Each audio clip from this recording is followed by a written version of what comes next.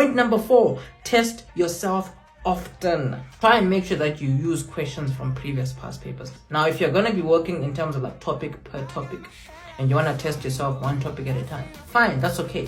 Get like a set of past papers, pick out, question papers from different past papers on that specific topic that you want to test yourself on, and then see how much in total all those marks add up to. So let's say from one paper that they add up to like 15, and then the next one 10, and then the next one like 12. What you want to do is add all those marks together and then multiply that mark allocation by 1.2.